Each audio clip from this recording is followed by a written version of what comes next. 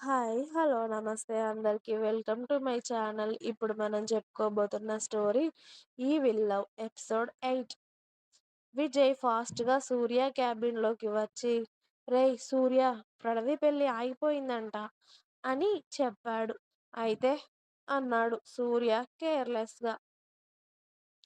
అయితే అంటావేంట్రా? తనకింకా నీ మీద ప్రేమ ఉండబట్టే కదా వేరే పెళ్లి చేసుకోవడం లేదు అన్నాడు విజయ్ సూర్య దగ్గరికి వచ్చి. విజయ్ మాటలకి సూర్య కోపంగా, ఇంకోసారి ప్రేమ గిమ అంటూ నా ముందు మాట్లాడితే ఆఫీస్ అవతల నిలబడతావు, అర్థమైందా అని వార్నింగ్ ఇచ్చాడు సూర్య విజయ్కి.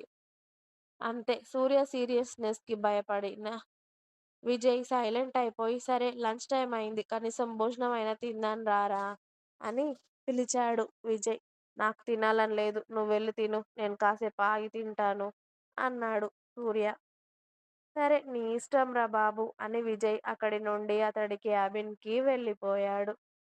విజయ్ వెళ్ళాక అప్పుడు వర్క్ ఆపేసి చైర్ వెనక్కి వాలి కళ్ళు మూసుకున్నాడు సూర్య. అతడు కళ్ళు మూసుకోగానే అతడి ముందు సంతోషకరమైన సంఘటనలు కొన్ని, బాధాకరమైనవి కొన్ని, అతను తట్టుకోలేనివి, అలా అన్ని రకాల సంఘటనలు అతడి కళ్ళ ముందు మెదిలాయి.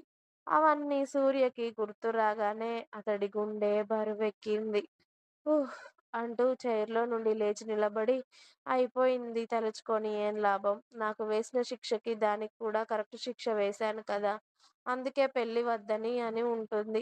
అదెక్కడ పోతే నాకేంటిలే అనుకొని మళ్ళీ వర్క్‌లో మునిగిపోయాడు సూర్య. ఇక్కడ ఊర్లో ప్రణవి, నిత్య ఆ రోజే హైదరాబాద్‌కి వెళ్ళాలని రెడీ అయ్యారు. నిత్య క్యాబ్ బుక్ చేయడంతో వాళ్ళకి కావాల్సిన సామాను కొన్ని కార్‌లో సర్దేసి హైదరాబాద్‌కి ప్రయాణమయ్యారు స్నేహితురాళ్ళు ఇద్దరూ కూడా. ఇక్కడ ప్రణవి వాళ్ళ ఇంట్లో పెళ్లి ఆగిపోయిందని పెళ్ళికొడుకు వాళ్ళకి చెప్పేశారు శరత్ గారు. దాంతో వాళ్ళు చాలా సీరియస్ అయ్యి అక్కడి నుండి గొడవ చేసి వెళ్ళిపోతారు. నిత్య, ప్రణవి హైదరాబాద్‌కి వెళ్ళేసరికి కాస్త చీకటి పడుతుంది. వాళ్ళు ఇంతకు ముందు ఉన్న రూమ్ ఓనర్‌కి కాల్ చేసి రూమ్ ఖాళీగా ఉందా అని అడిగింది నిత్య ముందు రోజే. అతడు మీరు ఖాళీ చేశాక అలాగే ఉందమ్మా రూమ్. మీరు మళ్ళీ ఉండొచ్చు అని చెప్పేసరికి మళ్ళీ అదే రూమ్‌కి షిఫ్ట్ అయ్యారు ఇద్దరు. వాళ్ళు తెచ్చుకున్న సామాను ఆ రూమ్‌లో పెట్టాక ఇద్దరికీ ఓపిక లేక వచ్చి సోఫాలో వాలారు. వీళ్ళు వస్తున్నారని తెలిసే ఓనర్ గారు ఇల్లంతా ముందే క్లీన్ చేయించి ఉంచారు.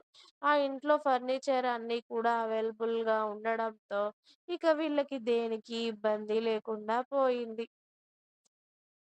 రూమయితే దొరికింది కానీ, ఇక జాబ్ చూసుకోవాలే అంది నిత్య. రేపటి నుండి ట్రై చేద్దాం నిత్య. నాకు కూడా కాస్త అలసటగా ఉందే. పడుకుంటాను అంది ప్రణవి. ఏంటి ఇప్పుడేనా? నువ్వింకా భోజనం కూడా చేయలేదు. నేను ఆర్డర్ పెట్టాను, వస్తూ ఉంటుంది, తినేసి పడుకో అంది నిత్య. అబ్బా! జర్నీ చేసి నాకంత ఏదోలా ఉందే. తలంతా తిప్పుతుంది.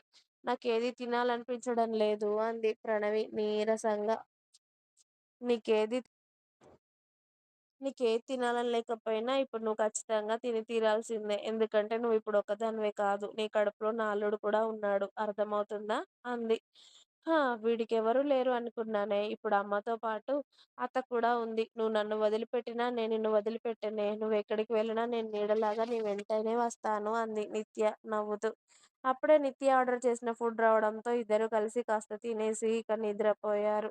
ఉదయాన్నే లేచి నిత్య ఇంట్లో పనులన్నీ పూర్తి చేసి వాళ్ళు తీసుకొచ్చిన సామానంతా మళ్ళీ ఇంట్లో సర్దేసి వాళ్ళ బట్టలన్నీ వార్డ్రోబ్‌లో సర్దేసింది.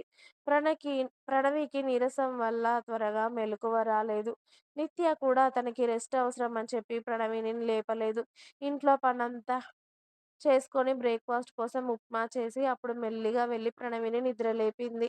"ప్రణవి లేవవే, టైం 8 అవుతుంది" అంది నిత్య.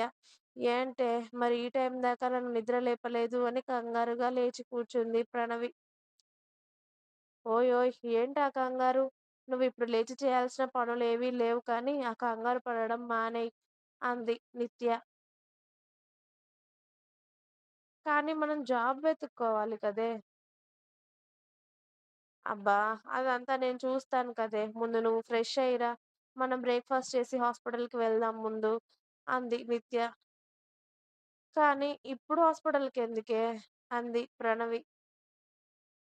పాప తమరికి థర్డ్ మంత్ అది మర్చిపోయినట్టున్నారు. హాస్పిటల్‌లో చూపించుకోవా ఇకనైనా? అంది నిత్య.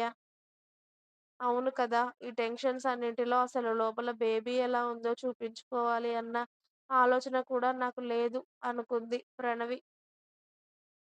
నీకు లేకపోతే ఏమైందిలే. నాకు నా అల్లుడు ఆరోగ్యంగా ఉండాలనుంది. అందుకే వెళ్లి చెకప్ చేయించి మెడిసిన్ తీసుకొద్దాం.